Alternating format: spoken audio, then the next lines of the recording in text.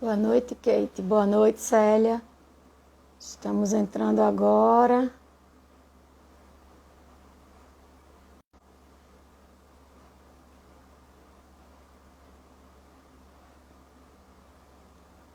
Aguardando só um pouquinho o pessoal chegar. Oi, Lissa.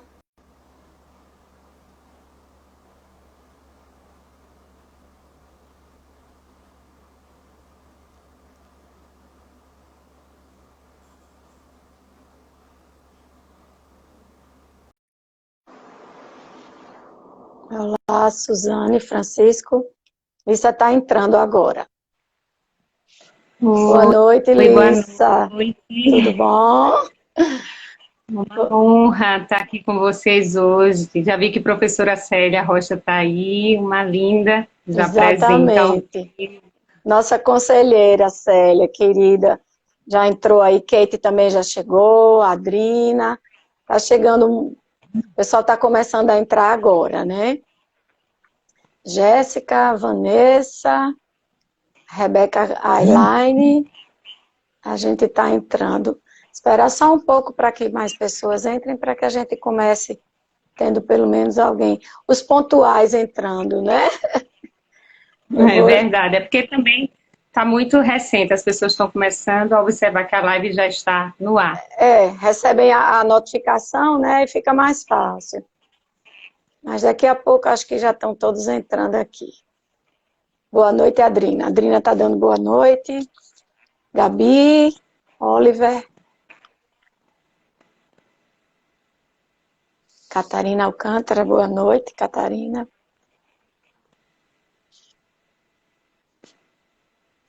Já dá para a gente ir começando, Lícia. Aos pouquinhos eles vão entrando. Boa noite a todos que estão aqui nos acompanhando. Sejam bem-vindos. Essa é a última live do nosso Outubro Rosa, da Comissão Especial ADM Mulher.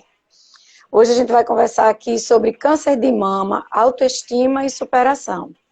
Quem está aqui com a gente para conversar sobre esse assunto é a psicóloga clínica e hospitalar, especialista em psicologia da saúde, desenvolvimento e hospitalização pela UFRN, e integrante da equipe multidisciplinar de oncologia, Lícia Dantas.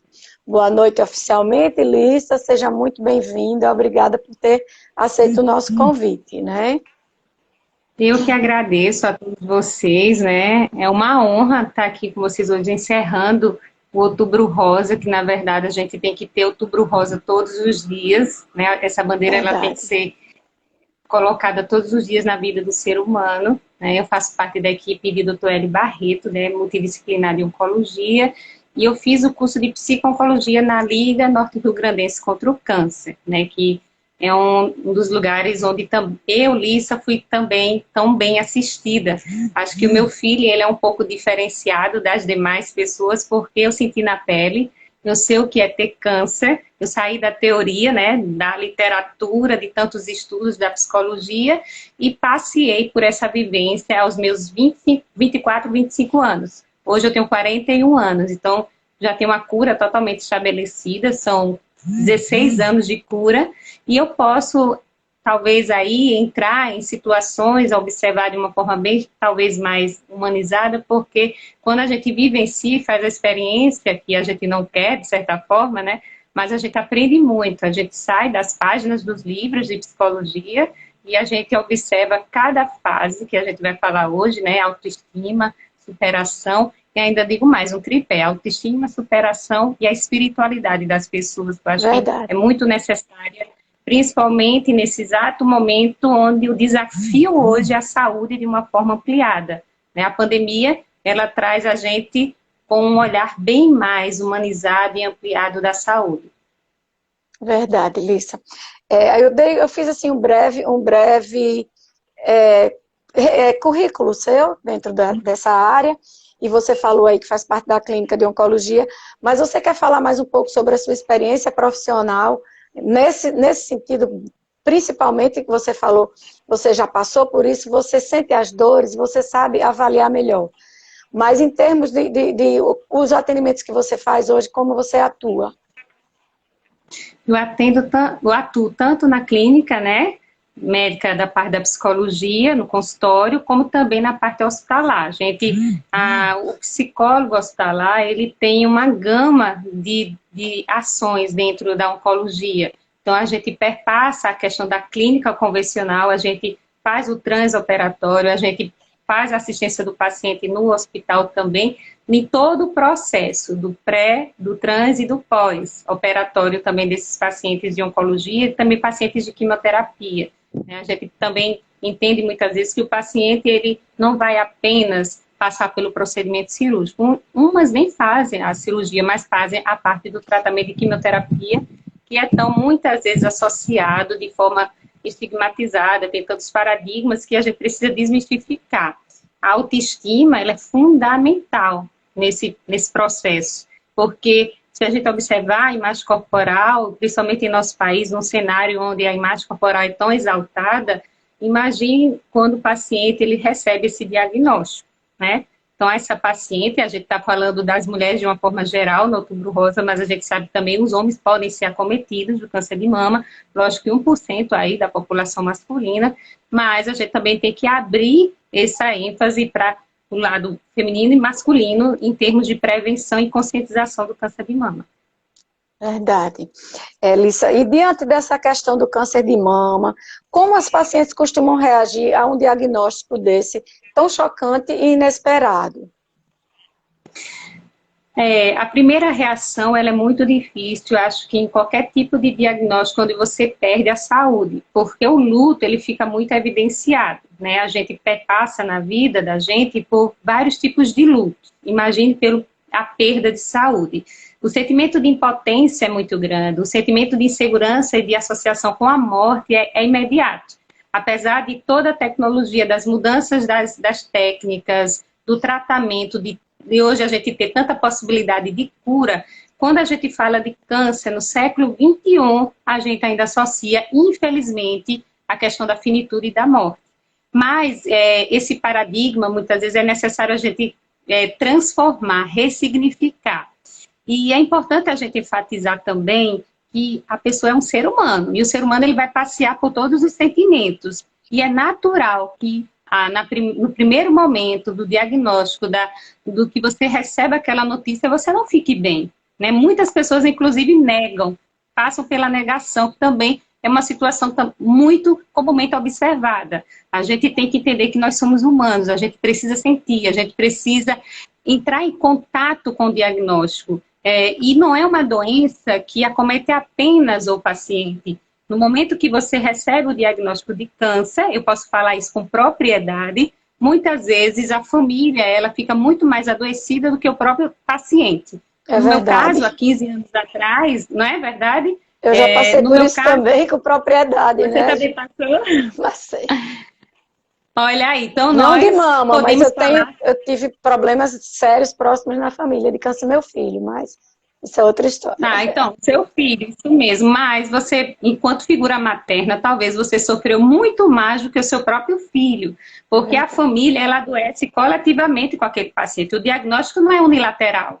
O diagnóstico, ele sai acometendo todas as pessoas que estão envolvidas no processo do paciente. Então, a gente tem que ter um feeling, principalmente a psicologia, que vai fazer essa assistência, também muitas vezes associando a psiquiatria, que é uma necessidade. Nem todos os pacientes têm um recurso interno de enfrentamento que seja tão, vamos dizer assim, equilibrado para poder passar por todas as fases do tratamento. Então, os processos de ansiedade, a insegurança, a impotência, pode muitas vezes implicar também numa depressão. Então, os profissionais de saúde que estão habilitados a fazer essa assistência dos pacientes têm que ficar bem atentos. A psique, as emoções são implicadas diretamente no tratamento do câncer de mama e de outros tipos também de cânceres, né? Então, a gente precisa ter esse cuidado, porque o paciente é um ser humano que, naquele momento do diagnóstico, a vida dele modifica-se porque ele precisa enfrentar um anonimato, tudo é muito novo e a ficha vai cair. A ficha muitas vezes não cai de imediato. A ficha cai no tempo de cada um. Cada paciente tem uma singularidade. Cada pessoa tem uma forma de enfrentar.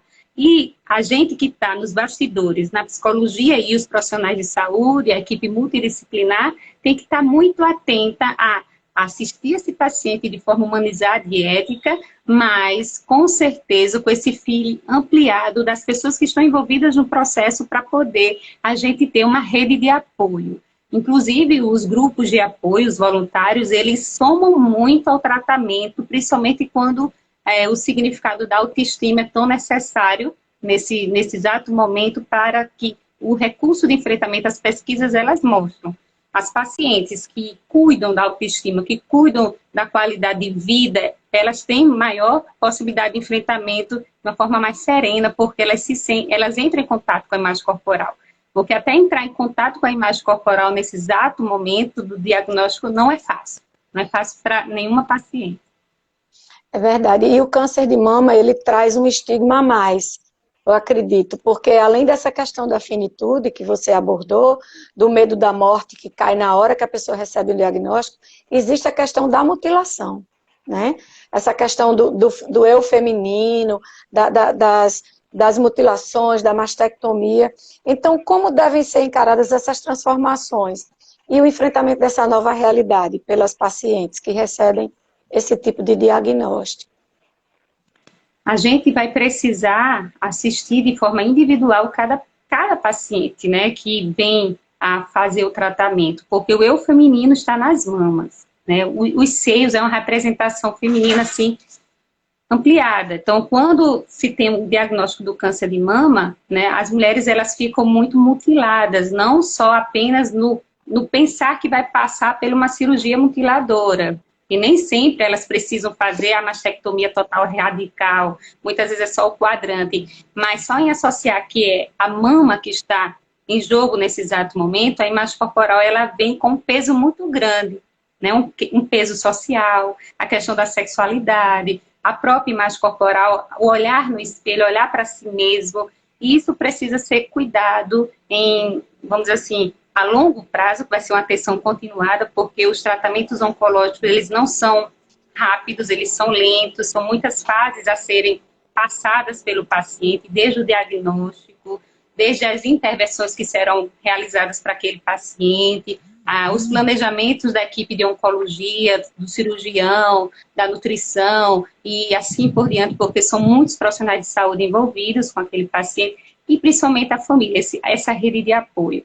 As mulheres, elas ficam, muitas vezes, elas se deprimem no sentido que, quando elas vão observar a questão da própria mama, da sua imagem corporal, a baixa autoestima, ela chega. E a gente precisa cuidar muito das emoções dessa paciente. A gente precisa entender a singularidade de cada uma para poder a gente ajudar na postura de enfrentamento. O recurso interno de cada uma é muito importante. E por isso que a investigação, o tratamento da psicologia é muito minucioso. A gente tem data para iniciar o tratamento, mas data para finalizar a gente não tem. A subjetividade da psique é algo que a gente não toca muitas vezes. A gente não toca. A gente vai poder fazer esse holding de uma assistência, vamos dizer assim, afetiva, humana, amorosa. Mas a gente vai fazer com que essa paciente ela consiga se adaptar à nova realidade. É uma adaptação à nova realidade. E lembrar do limite de cada uma. Cada paciente tem um limite, cada paciente tem uma forma de enfrentar. E a gente não pode acelerar o processo de ninguém. Elas vão sinalizar para o profissional.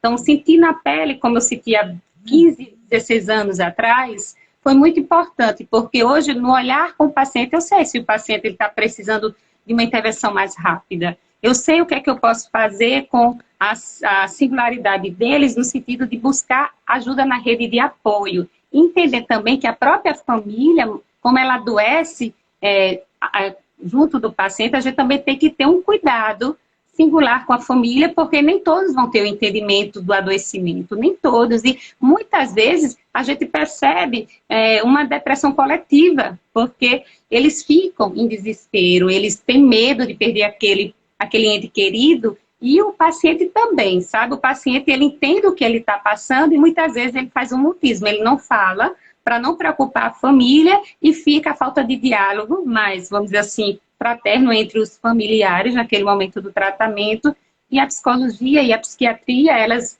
elas são de suma importância nesse momento das fases que o paciente vai passar, principalmente quando a gente fala de quimioterapia, de cirurgia, radioterapia, que são muitas informações para uma pessoa só. Até o paciente, as pacientes, elas dizem, Lissa, é muito difícil, a gente vai recebendo um brainstorming de informações, a gente não tem tempo de respirar, e só planejamento feito para a gente, e tudo novo para o paciente e para a família. É verdade. Aqui, Simone Romão está fazendo um comentário, que uma vez ela ouviu falar que é uma estatística alta de que muitos companheiros abandonam as mulheres com câncer de mama. Se isso é verídico. Isso é verdade. Infelizmente, as pesquisas apontam que muitas pacientes que são acometidas do câncer de mama, elas são realmente deixadas, negligenciadas pelos seus companheiros, né? E a gente não pode nem pré-julgar essa situação, porque cada situação ela é muito única. Então, muitas vezes, o outro também não está preparado para aquilo, né? Por toda a condição de adoecimento, mas a gente precisa fortalecer os membros envolvidos nesse processo, seja o companheiro ou a companheira, seja as pessoas mais próximas dessa paciente, para poder que eles tenham um entendimento maior e elas também consigam entrar em contato com a nova realidade. E demora, isso não é imediatamente, elas têm muitas vezes dificuldade de se mostrar para o companheiro, a questão da sexualidade fica muito implicada nesse exato momento, eles também têm medo de tocar, né, nas suas companheiras, então vocês imaginem como é complexo toda essa nova realidade que a paciente de câncer, já com diagnóstico que não é fácil, porque são muitas mudanças, muitos efeitos colaterais que elas passam, a alopécia também é algo que pesa muito, a questão da queda do cabelo e dos pelos do corpo, porque não cai apenas o cabelo, cai sobrancelhas, cílios, cai tudo dependendo da substância da quimioterapia que é utilizada naquele paciente. Então, imagine que é muita informação, muitas mudanças e muitas situações a serem enfrentadas. E é dela, a situação é dela, apesar da família estar ali, os amigos estão ali também dando suporte, porque a rede de apoio é de suma importância, os profissionais de saúde, mas aquela, vamos dizer assim, aquela briga existencial é dela, é daquela mulher. Então, a gente não pode mensurar e passar a régua na dor de ninguém. A gente simplesmente precisa dar esse holding de forma afetiva e humanizada, que realmente, quando elas se sentem, vamos dizer assim, envolvidas, não só pelos profissionais de saúde, mas pela rede de apoio, o companheiro, quando o companheiro entende o que aquela esposa está passando, eu digo a vocês que tudo é muito diferente quando você tem amor e base familiar, vamos dizer assim, fortalecida e a pessoa, o paciente consegue enfrentar, mesmo que não seja fácil, porque não é fácil. Kate está fazendo um comentário aqui também, que ela teve câncer de mama aos 32 anos e a família dela ficou destruída, né? Você falou que adoece não só a paciente, mas a família toda. E aqui eu estava querendo saber, diante desse contexto, desse panorama que você falou, é possível ressignificar o ser mulher diante dessas mutilações, de tudo isso que a mulher passa com câncer de mama? Sim, é possível. Lógico que cada mulher ela vai ter um tempo para ter esse start, esse insight com a ressignificação. Até porque cada mulher que é acometida por câncer, não só câncer, mas outras patologias graves, ela já vem com uma história de vida. Ela tem um contexto por trás do adoecimento. Não é apenas o câncer, não é apenas a questão de tentar ressignificar um certo trauma também, né? As novas cicatrizes que o tratamento ele permeia e deixa na paciente. Não é só a cicatriz da mutilação da mama, mas são cicatrizes psicológicas, as cicatrizes que ninguém vai tocar, mas ela vai ter um tempo para ressignificar. E a psicologia, muitas vezes associada à psiquiatria também, porque transtornos de ansiedade, né? A própria depressão, ela fica passeando ali pelos pacientes oncológicos, e a medicação muitas vezes é necessária ser realizada, e a gente tem muitas negativas sobre a adesão do tratamento farmacológico, né? E a gente tem que desmistificar. É necessário lembrar que a psicologia ela não trabalha só. E dependendo dos distúrbios de sono, os transtornos de ansiedade e as mudanças de humor que o paciente apresenta, a gente vai ter que colocar ali tudo para a equipe multidisciplinar. E a psicologia e a psiquiatria, ela trabalha junto. Mas ressignificar é possível, sim. Vai depender muito do tempo e dos recursos internos de cada paciente, né, que é atendido e assistido, e também do que é que ele está precisando enfrentar. Então, assim, dizer que todas as pacientes vão ressignificar, todas as pacientes são resilientes, não posso falar sobre essa forma. A resiliência é algo muito inata, né? E hoje em dia as pessoas estão vendendo resiliência como se fosse algo comprado numa prateleira de supermercado e não é assim. Eu gosto muito de colocar meus pacientes com os pés bem no chão, mas de uma forma muito afetiva e amorosa. Talvez por eu ter passado pelo câncer, por ter perdido os meus cabelos, por ter passado por toda a despersonalização que o câncer e o adoecimento traz. Muitas vezes você perde a autonomia também, porque você passa por certas intervenções, não só cirúrgicas, mas a própria quimioterapia, quando ela é muito, vamos dizer assim, pesada para o paciente, ela também traz efeitos colaterais, onde o paciente perde a autonomia também. A perda de autonomia, a questão da imagem corporal, a diminuição do eu feminino sendo ali colocando à prova, porque é uma doença onde fica externo, assim, o externo vai ser observado também, né? Então, tudo isso marca a vida daquela paciente. E essa sensação também de impotência, de incerteza, da perda do controle da autonomia, como você falou aí, pode afetar a autoestima, né, das mulheres que passam por isso. Então, como seria essa mudança no papel social delas? A gente tem que implicar novos projetos de vida e qualidade de vida para ela, porque ela tem que entender que, apesar de vir os sentimentos que são suscitados, a impotência é um. O medo da morte é outro, principalmente as mulheres que, quando estão em tratamentos que já são mães, as figuras maternas, na prática clínica, a gente vê a diferença muitas vezes a quem já é mãe que recebe o diagnóstico de câncer. Porque elas ficam o tempo todo, muitas vezes, nem pensando nelas, elas pensam nos filhos, na família, nas pessoas envolvidas no processo delas. Então, a gente precisa trabalhar o enfrentamento diante do novo e mostrar para elas que existe a cura. Graças a Deus existe a cura, né? E as pacientes, quando a gente faz a anamnese e percebe que elas têm espiritualidade também, isso traz uma mudança muito grande. É como se a gente acendesse a esperança o tempo todo dessa paciente, até porque a gente sabe que os estudos hoje da ciência, eles mostram o centro cerebral da fé, o quanto isso é importante nos tratamentos de uma forma geral, nos tratamentos de saúde também. Então, a gente precisa instigar, ter um cuidado maior para poder compreender cada paciente no seu recurso interno. O que é que essa paciente vai nos trazer para poder que a gente trabalhe em cima disso e ela entenda que ela pode ultrapassar cada fase do tratamento e ressignificar e, vamos dizer assim, desmistificar essa questão da impotência, que é muito grande, e do medo da morte, que também fica pairando em todas as fases do tratamento, cada exame que ela vai fazer, cada imagem que precisa ser realizada, cada intervenção suscita, mesmo que ela já tenha a cura daquele, vamos dizer assim, daquele tratamento, se ela já recebeu alta, mas mesmo ela fazendo a manutenção dela, cada vez que ela entra numa sala de imagem, ela parece que revive tudo aquilo. Volta tudo, e é normal, né? que ela sinta uma certa insegurança. Certo. Lissa, e assim, você falou desde o início que tem aquela questão da negação. E aí vem todo esse trabalho desde então. Mas eu pergunto, existem pessoas, pacientes, que diante do diagnóstico, talvez até por essa negação, se recusam a fazer os tratamentos, não é isso?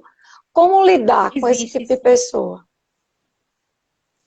E a gente vai ter que entender também que ele tem um espaço para verbalizar. Nós somos os profissionais, mas a gente não pode intervir de uma forma de obrigá-los a fazer o tratamento. A gente não pode, mas a gente, com técnicas, com assistência, com o processo, quando a gente também traz a família, os envolvidos, porque nem sempre é a família diretamente que vai com o paciente. Muitas vezes vão com amigos, com parentes, colegas, pessoas que realmente estão ali fazendo parte desse processo. E a gente vai mostrando para eles, né, todas as fases, o que é que a medicina tem hoje, quais são os recursos que nós podemos possibilitar para eles, mas obrigá-los não. E a negação pode acontecer porque ela é natural. A negação, a raiva, o medo, são sentimentos que passam pela fase do tratamento.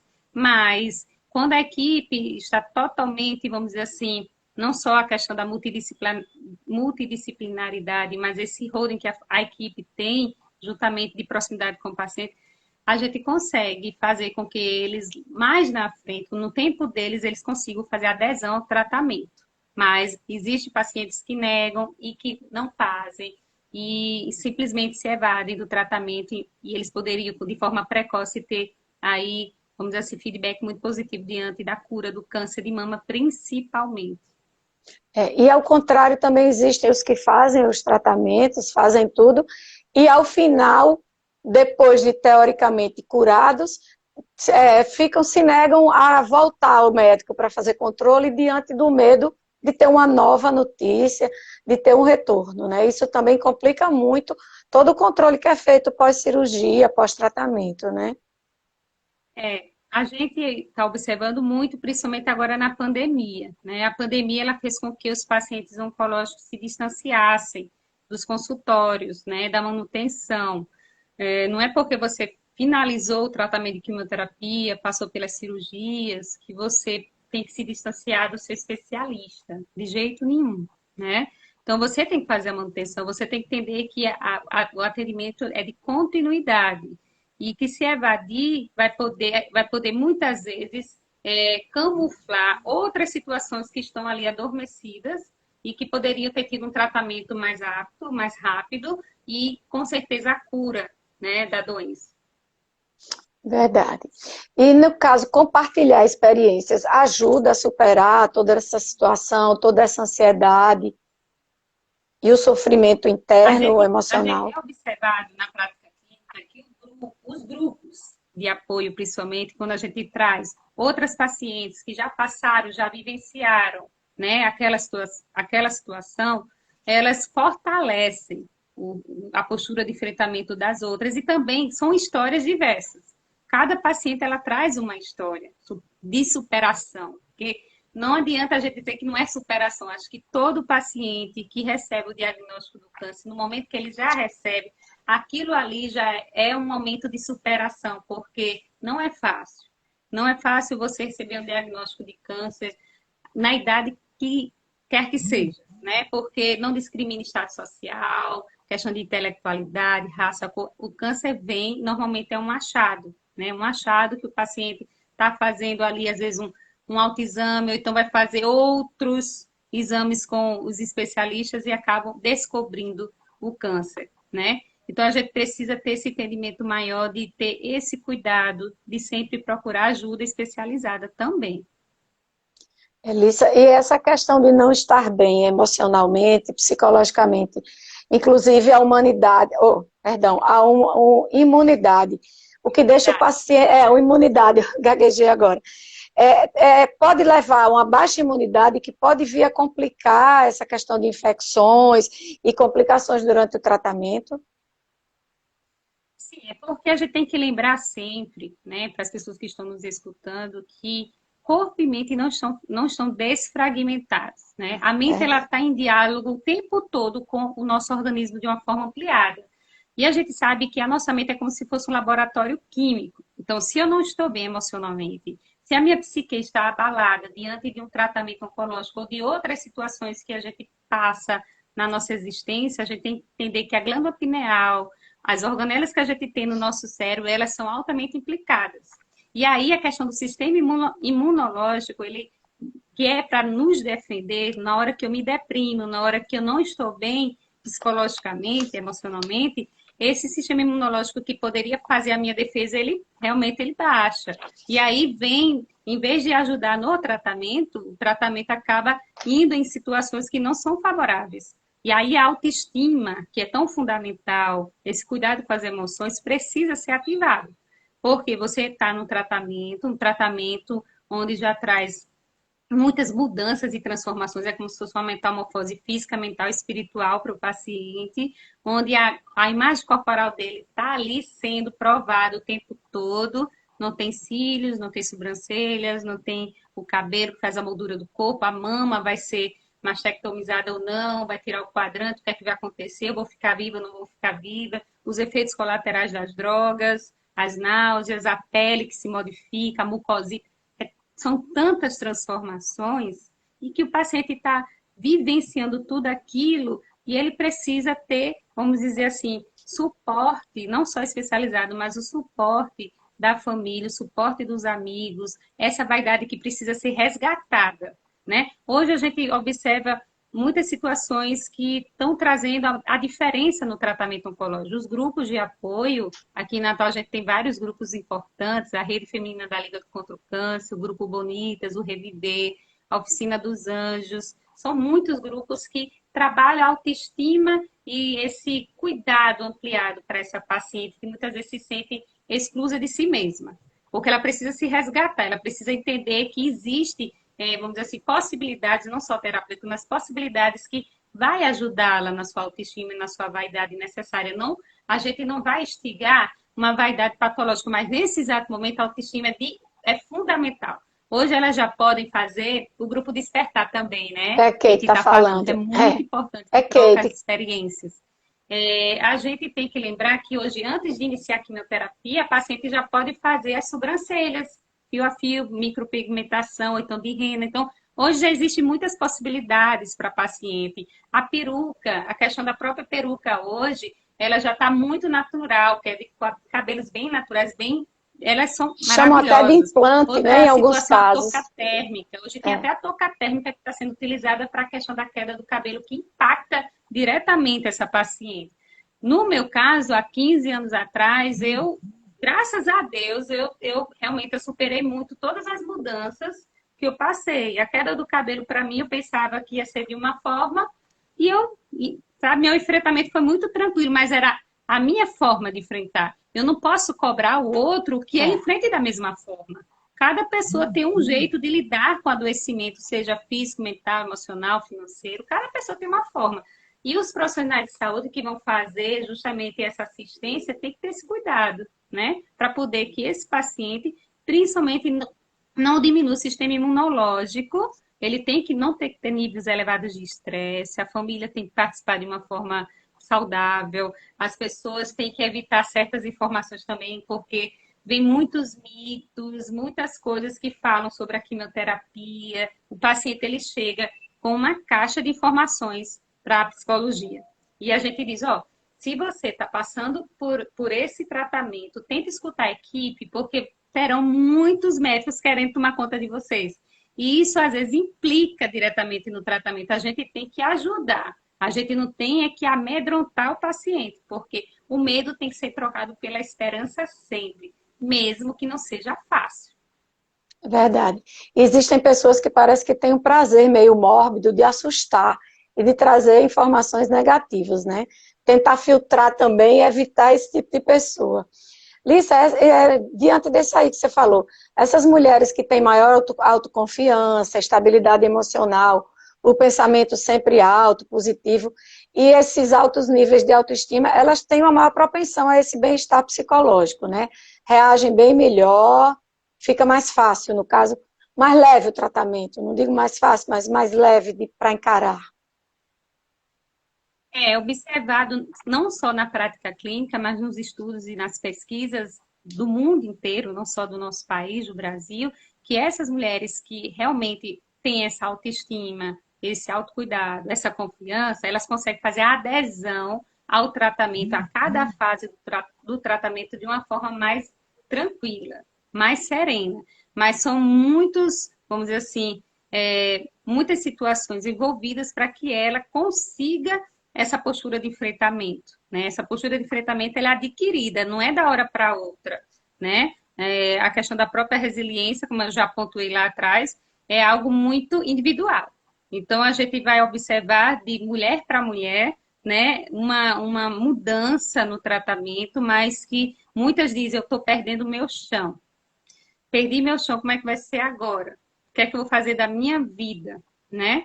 E aí a gente vai trabalhar os recursos de cada uma para que elas compreendam que elas podem superar, elas podem realmente se adaptar a essa situação nova, enfrentar e ter o feedback positivo da cura. É. E nesse confiar, nesse ser positivo, entra também essa questão da crença religiosa, né? Sobre o enfrentamento da enfermidade, que você falou rapidamente ali no início. Como isso traz mais sentido, traz um crescimento pessoal maior, como as pacientes costumam encarar, ou como seria procurar conforto na religião, a espiritualidade como um todo.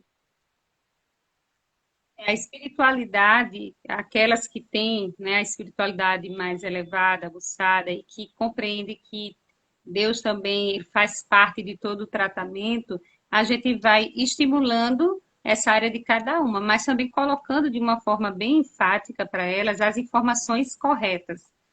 A gente não esconde nada do paciente, né? Porque a fé, como a Ana Cláudia está falando aí, Ana É Cláudia tudo, Pinto, né? a fé é tudo neste momento. Realmente a fé ela é como se fosse um combustível, que inclusive ela aumenta o sistema imunológico do paciente. Estudos mostram de uma forma muito evidente, explícita, que o centro cerebral da fé ele estimula muito, inclusive diminui a questão da dor. Pacientes que sentem dores oncológicas, aquelas que têm a fé mais elevada, que estão estimulando a fé, elas conseguem diminuir o nível de dor.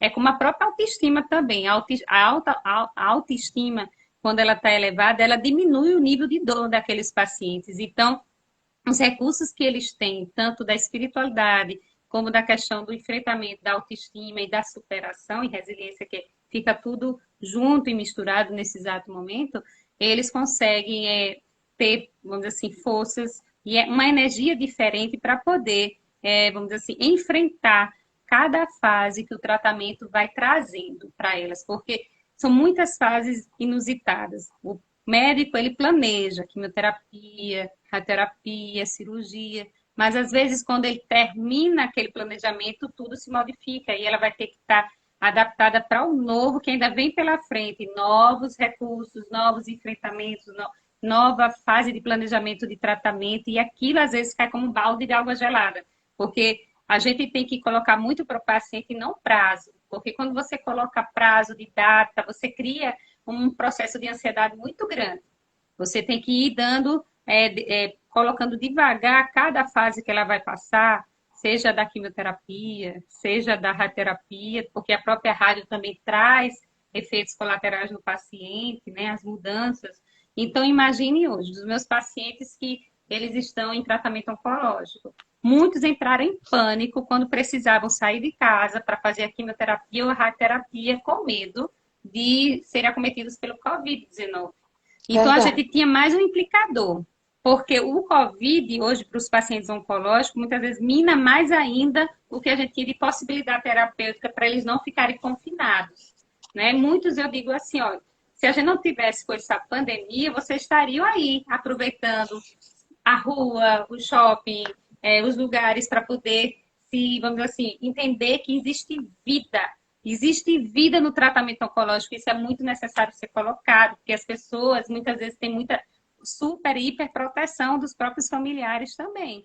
E eles precisam entender que aquele paciente, quando ele está bem, o médico, que é o clínico, que está ali fazendo o suporte do paciente, ele diz, ó, eu sempre converso com os oncologistas dos meus pacientes, eu digo, como é que está de uma forma globalizada esse paciente, o estado dele hoje, o que é que ele pode fazer? Ele pode ir à praia? Ele pode viajar com a família? Então, eles vão orientando, e esses pacientes, eles precisam ter vida, porque se eles confinarem, eles vão se deprimir também. Apesar da gente estar na pandemia, a gente tem recursos que a gente pode fazer sim. Graças a Deus, a gente tem um litoral potiguar aí lindo para as pessoas caminharem, para as pessoas. Lógico que tem quimioterapia que eles não podem receber sol Só. diretamente, mas no horário que o sol está brando, eles podem fazer uma caminhada leve, respirar o ar puro da natureza, botar o pé na água do mar, etc. Então, tem muitos recursos ainda a serem feitos. A gente não precisa, vamos dizer assim, confinar esses pacientes que já estão tão restritos de tantas situações que não são tão favoráveis. Lisa, o efeito da pandemia nessa questão deles terem medo de sair de casa para fazerem o tratamento, fazerem as consultas, é uma coisa. Agora, independente dessa questão do medo de sair, a pandemia em si, como você sentiu que ela afetou os seus pacientes? apenas no caso do psicológico, não implicando nas saídas.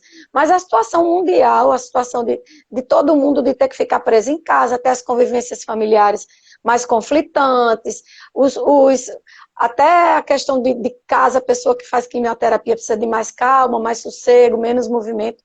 Como você viu isso entre seus pacientes? A pandemia ela acaba que ela traz para os profissionais de saúde um grande desafio, porque você lidar com a pandemia já é lidar o tempo todo com a incerteza e a falta de controle. Nós todos, eu acho que mundialmente, cada um de nós não estamos normais, de uma forma geral, né? Porque cada um de nós, a gente está passeando por uma situação totalmente atípica do planeta. Cada país, de uma forma, tem seu enfrentamento, e a gente sabe que o nosso país perdeu milhares de pessoas também pela pandemia. Então, não é só a questão do adoecimento de um vírus, mas principalmente porque muitas pessoas morreram. E essa questão da morte, assim, iminente na nossa cara, onde você não pode passear pelos rituais de passagem, você não pode tocar nas pessoas que você ama, que faleceram.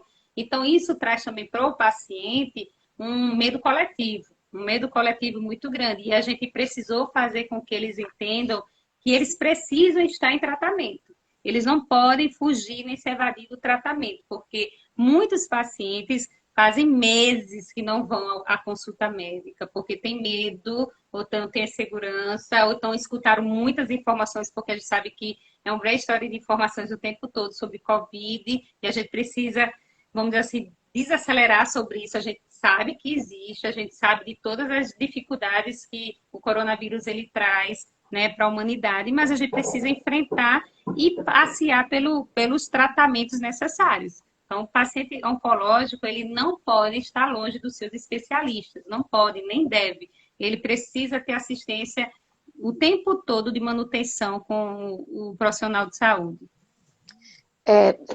Lissa, e como é que os pacientes oncológicos, de todos os níveis, eles podem procurar esse apoio, essa ajuda profissional de um psicólogo?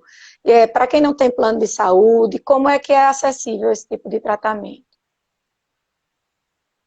A gente sabe que o Sistema Único de Saúde, um exemplo, a Liga do Câncer, né? A Liga do Câncer, o UNACOM, o Hospital Rio Grande, ele tem o UNACOM. O Hospital Onofre Lopes tem o UNACOM, que é as unidades de oncologia. Todas essas unidades, Liga, o UNACOM do Hospital Rio Grande, o UNACOM do Hospital Onofre Lopes, eles têm a equipe multidisciplinar gratuita, né? Os pacientes podem procurar o Hospital Rio Grande, que inclusive a gente tem uma abertura muito grande, precisando de pacientes, as pessoas acham que nem conhecem o serviço, e eles podem procurar o serviço que é multidisciplinar.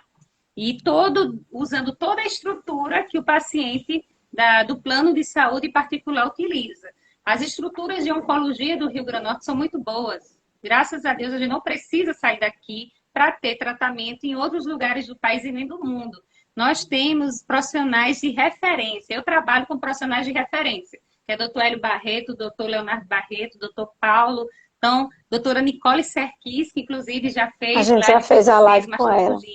Uma linda, assim, uma profissional de excelência. Então, assim, a gente não precisa sair do Rio Grande do Norte. A gente tem isso de forma gratuita. Faça a sua carteirinha do SUS e procure as instituições habilitadas pelo SUS. A oncologia ela é muito, vamos dizer assim, baseada de uma referência gigantesca no Rio Grande do Norte. A gente tem que aplaudir a nossa oncologia, que assim é lindo ver o trabalho dos profissionais de saúde nessa área aqui em todo o Rio Grande do Norte. Para chegar até um serviço desse, eles precisam ser encaminhados pela Liga ou por algum outro lugar, vamos dizer, um paciente do interior do estado, um paciente daqui, como ele chega até esse serviço? Os pacientes dos interiores, a gente observa a atenção primária também. Eles precisam estar encaminhados porque eles passam pelas UPAs, pelas USBs, né, pelos postos de saúde, e os médicos encaminham para os serviços de Natal, né? Mas a gente tem, acho que Caicó a gente tem, né? A parte da Liga Rio Grandense contra o Câncer, não sei em Mossoró, mas Caicó, Natal, eles podem vir para diretamente serem encaminhados pelos médicos, pelos especialistas, e aí eles vão receber esse atendimento. O UNACOM do Hospital Rio Grande, é muito, assim, bem trabalhado. Eles podem procurar o pessoal do serviço do Hospital Rio Grande, que eles vão ter assistência. Tem uma pessoa aqui, Ana Cláudia, diz que é de Itajaí, né? Que lá tem um Unacom também, o atendimento é muito bom. Que bom. Se É alguém quiser muito fazer bom. A alguma gente, pergunta. Pois não, o Liz. nosso país, em relação à oncologia, eu acho que a gente está dando aí uma lição de referência de oncologia no Brasil e Natal, graças a Deus. As instituições que são habilitadas são muito boas mesmo. Realmente o trabalho da Liga aqui é muito interessante. Eu já tive a oportunidade de levar uma pessoa que trabalha comigo para fazer tratamento lá e ela teve toda a assistência necessária. Graças a Deus é muito bom aqui. A gente pode contar com bastante ajuda. Lícia, a gente já está pertinho de terminar. Eu ainda tenho uns 10 minutos mais ou menos. Se alguém tiver alguma pergunta que queira fazer, enquanto isso eu deixo você ir fazendo as considerações. Se for surgindo alguma pergunta, alguma coisa que você queira acrescentar, algum ponto que eu não abordei, alguma informação importante que você tenha a mais. Eu sempre gosto de lembrar que a gente tem, além da Liga Norte Rio Grandense contra o Câncer, onde eu fui assistida de forma espetacular, né? Agradeço a todos, doutora Daniela Matias, que ainda é minha médica, inclusive, doutor Arthur, que não mora mais em Natal, mora em Curitiba, assim, um excelente médico. A gente tem o NACOM do Hospital Rio Grande, onde a parte de cirurgia oncológica, doutor Hélio Barreto, doutor Leonardo, doutora Nicole, doutor Paulo, todos estão ali para fazer essa assistência. Os pacientes também, não só de cirurgia, mas de cirurgia de mama, que a gente está falando do Outubro Rosa todos os dias. Qualquer dúvida pode nos procurar também para a gente poder trazer esses pacientes para um tratamento mais rápido. Né? A gente sabe que nós temos os UNACONs aqui nas instituições, o Onofre Lopes também. Eu acho que a gente precisa apresentar esses serviços para a população entender. Natal está muito bem servida da área da referência de oncologia, graças a Deus, né? Que bom. Que bom, então. Então, Lícia, a gente, acho que as dúvidas foram todas esclarecidas, né? Eu agradeço demais, em nome do CRA, em nome de Kate, que é a nossa presidente e é a coordenadora da Comissão ADM Mulher aqui do CRA-RN, Dione, que é a nossa conselheira federal e que faz parte também da Comissão ADM Mulher do Federal, a nível nacional. Agradecemos demais aqui a sua disponibilidade e a forma como você passou todas essas informações, que com certeza vão ajudar quem está precisando nesse momento, e fazer mais um alerta quanto à questão do Outubro Rosa, para que as mulheres se cuidem, elas se toquem e elas procurem atendimento a qualquer sinal de anormalidade. Isso é de suma importância. É. Todas as pessoas que estão nos escutando, né, que busquem os serviços, principalmente agora na própria pandemia, onde as pessoas estão se distanciando da saúde por insegurança e medo. Graças a Deus, o nosso estado já diminuiu muito os casos de Covid, os hospitais estão aí na espera dos pacientes que não são Covid, os pacientes que precisam de assistência de outras patologias. Troque o medo por esperança, que é de suma importância.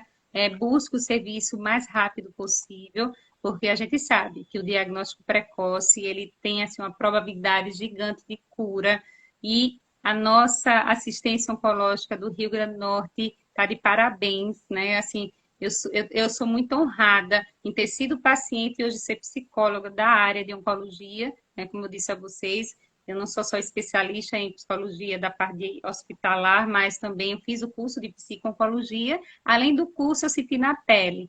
Então, sentir na pele é você traduzir de uma forma muito minuciosa o que o paciente de câncer realmente passa. E posso dizer a você, a cura existe. Eu sou a prova viva disso. São 15 anos de cura de 2 sarcomas, que na hierarquia dos tumores era o mais grave, onde não tinha literatura médica, só tinha estudo de casos para estudar o que eu passei.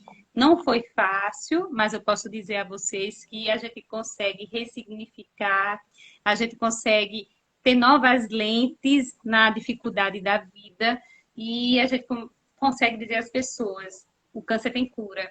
E você pode ser a próxima pessoa que realmente vai ter toda essa assistência humanizada, profissional, multidisciplinar, interdisciplinar, que é o que hoje acontece, né, nas grandes instituições de câncer, e que vocês não tenham medo, mesmo que o medo ele paire na mente de vocês, na timeline da vida de vocês, mas vocês não estão sozinhos. Então, é isso. Que bom. Muito obrigada, Alícia. Boa noite. Agradeço também a todos que estiveram aqui com a gente, acompanhando. Um bom final de noite e até as próximas oportunidades de live aqui do CRA. Até logo. Muito obrigada, Célia, que está aí também, Kate, cada pessoa que está ao vivo. Muito obrigada por tudo. Estou à disposição de vocês. É só me buscar lá no meu Instagram, está aberto, inclusive, eu deixei aberto para que vocês possam ter a proximidade comigo. Eu estou com minha prima aí, minhas primas, Zélia, Rosinha, que é a cura do câncer de mama, tá aí mandando beijos, gratidão. Então, assim, para mostrar a vocês, tudo é possível quando a gente alia ciência, né, fé, rede de apoio, grupos de apoio, a esperança e não fugir do enfrentamento. Enfrentar e permitir que os profissionais de saúde façam o trabalho deles. Fica o recado, então. Obrigada mais uma vez e uma boa noite a todos. Tchau.